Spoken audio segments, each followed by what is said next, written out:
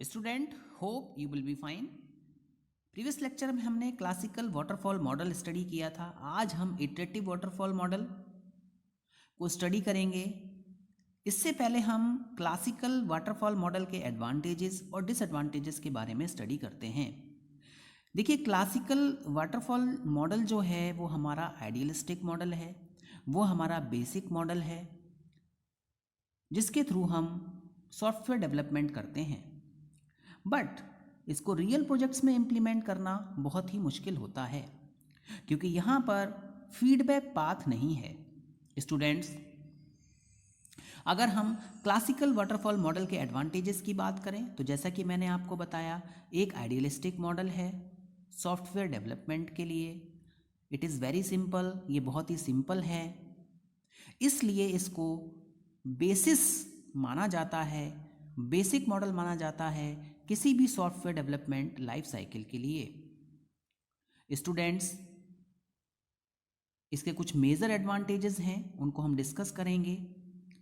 जिसमें सबसे पहला एडवांटेज है the model is simple and easy to understand.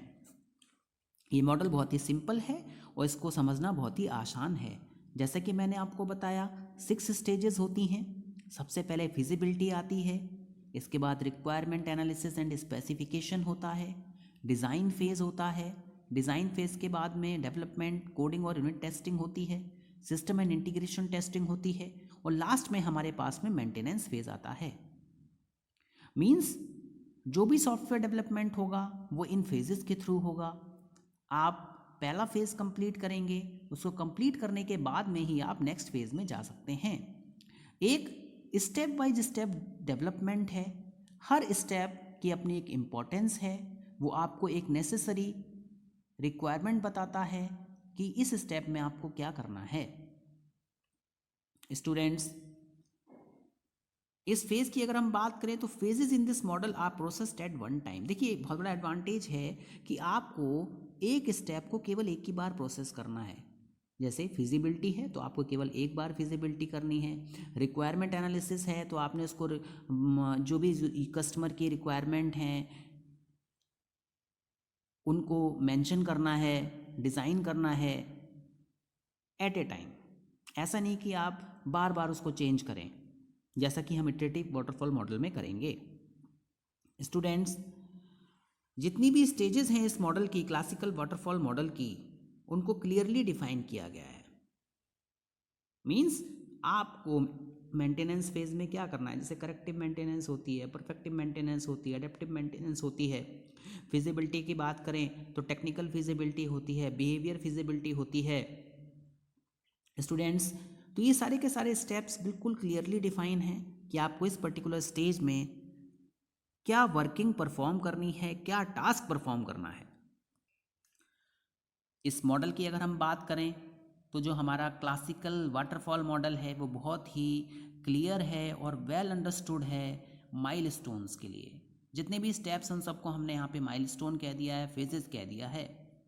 इसके बाद में जो भी आप प्रोसेस परफॉर्म करते हो, जो भी आप एक्शंस लेते हो, जो भी रिजल्ट्स आते हैं, वो सारे के सारे वेल डॉक्यूमेंटेड हैं। आप जो हमारा सेकंड स्टेप है रिक्वायरमेंट एनालिसिस एंड स्पेसिफिकेशन, वहाँ पर हम कस्टमर क्या चाहता है, कस्टमर कितना बजट है उसके पास में, कौन कौन से यूज़र को वो टारगेट करना चाहता है, इन सारी चीज़ों को गैदर किया जाता है। गैदरिंग करने के बाद में सॉफ्टवेयर रिक्वायरमेंट स्पेसिफिकेशन एक डॉक्यूमेंट होता है। सिंपल शब्दों में हम कह सकते हैं एक एग्रीमेंट होता है कंपनी और यूज़र के बीच में, कस्टमर के बीच में, जिसमें क्लियरली स्टेटेड होता है, जिसमें सारी बातें बिल्कुल क्लियरली डिफाइन की जाती हैं कि हम इस प्रोजेक्ट को किस किस तरीके से बनाएंगे और कितने टाइम में हम इसको डिलीवर करेंगे, क्या इसका बजट है, क्या इसकी टेक्निकल फिजिबिलिटी है, एट्सेट्रा एट्सेट्रा।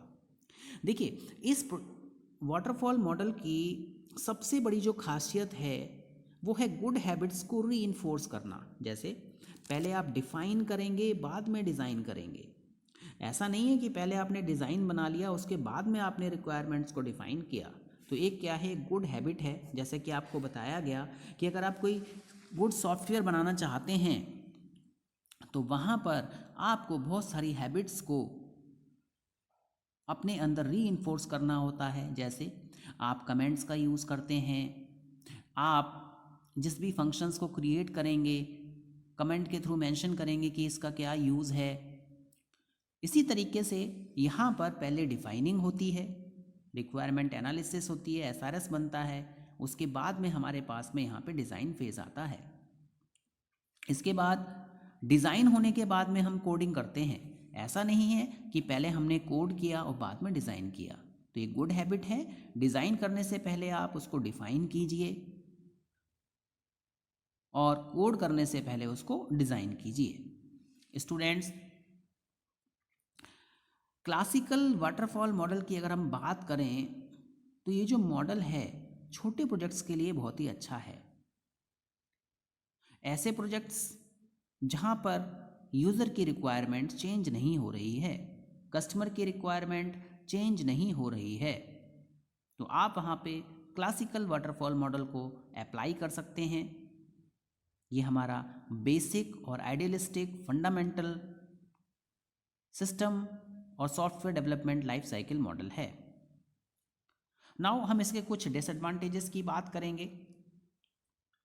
देखिए, वाटरफॉल मॉडल की अगर हम बात करें तो इसमें वेरियस शॉर्टकमिंग्स हैं, इसके बहुत सारे ड्रॉबैक्स हैं। जैसा कि मैंने आपको बताया, इससे पहले ही इसके एडवांटेज में बताया है कि ये स्मॉलर प्रोजेक्ट्स के लिए तो बहुत अच्छा है, लेकिन हमारे पास में अगर ऐसे प्रोजेक्ट्स आते हैं कि जहाँ पर यूज़र की रिक्वायरमेंट बार बार चेंज हो रही है, कस्टमर की रिक्वायरमेंट बार बार चेंज हो रही है, तो वहाँ पर हम इस क्लासिकल वाटरफॉल मॉडल को अप्लाई नहीं कर सकते हैं। इसका जो सबसे पहला डिसएडवांटेज है वो है नो फीडबैक पाथ। देखिए, अगर मैं इसके डायग्राम की बात करूं तो देखिए, इसके डायग्राम में कोई भी फीडबैक पाथ नहीं है, केवल आपको एक चांस दिया गया है फिजिबिलिटी स्टडी करने के लिए, रिक्वायरमेंट एनालिसिस करने के लिए, डिज़ाइन करने के लिए, कोडिंग करने के लिए, इंटीग्रेशन सिस्टम टेस्टिंग करने के लिए, मेंटेनेंस करने के लिए। सपोज़ यहाँ पर कोई मिस्टेक हो गई तो आप इसको रोल बैक नहीं कर सकते हो, यहाँ से कोई भी आपको फीडबैक नहीं मिलेगा, आप इस स्टेप को दोबारा परफॉर्म नहीं करोगे। तो इसका सबसे बड़ा डिसएडवांटेज ये है कि यहाँ पर हमारे पास में कोई भी फीडबैक पाथ नहीं है। In this evolution of a software from one phase two another phase is like a waterfall. जैसे कि मैंने आपको बताया कि जो अगर मेरे पास में स्टेयर्स हैं और मैं वहाँ से पानी को फॉलिंग कराता हूँ, फॉल थ्रू कराता हूँ, तो स्टेप बाय स्टेप वाटर आता है। तो इसी तरीके से यहाँ पर जितने भी स्टेप्स होते हैं उन सबका इवोल्यूशन प्रीवियस स्टेप पे डिपेंड करता है।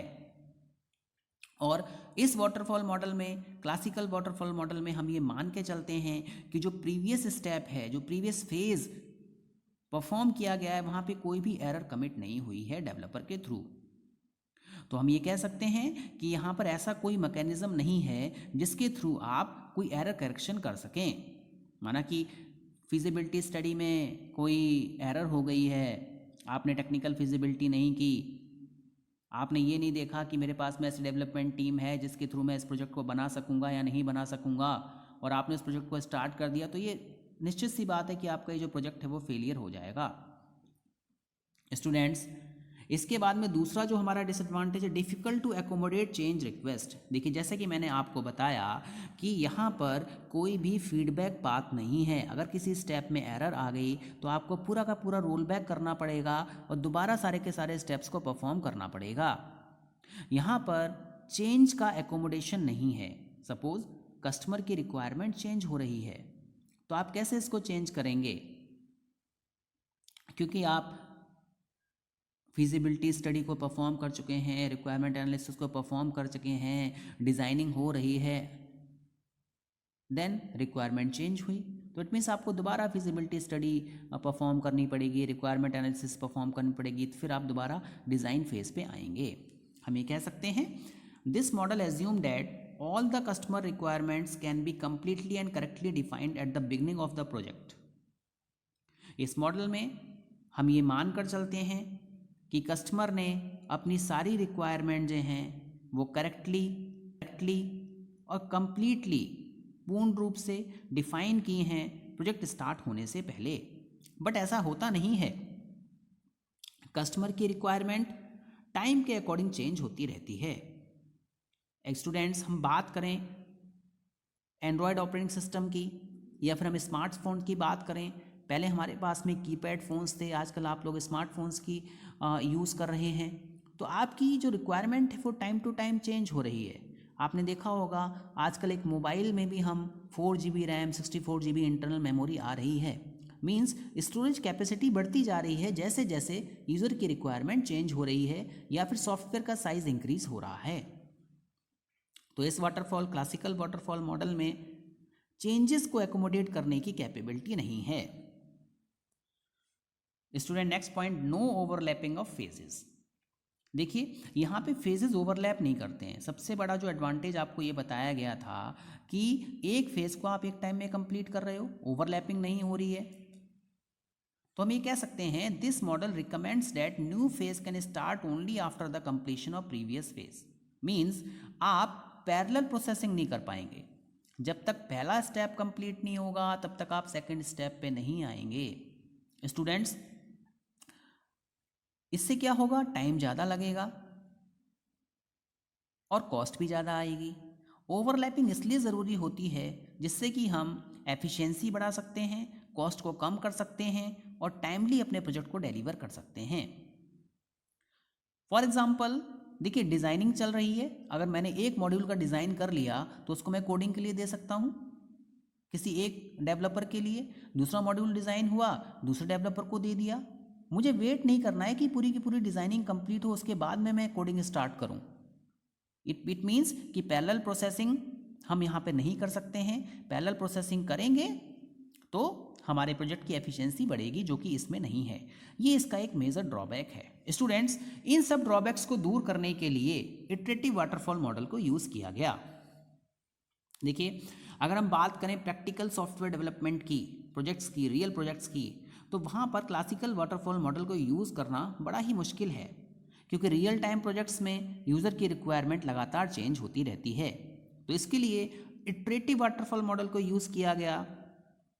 इसके थ्रू हम बेसिकली क्या है, क्लासिकल वाटरफॉल मॉडल में नेसेसरी चेंजेस किए गए, जिससे कि हम जो हमारा क्लासिकल वाटरफॉल मॉडल है जो चेंज हुआ इटरेटिव वाटरफॉल मॉडल में, हम उसको प्रैक्टिकल सॉफ्टवेयर डेवलपमेंट प्रोजेक्ट्स में यूज़ कर सकें। Hope you have understood the advantages and disadvantages of classical waterfall model and the basic implementation of iterative waterfall model, why we have used this iterative waterfall model. Thank you very much.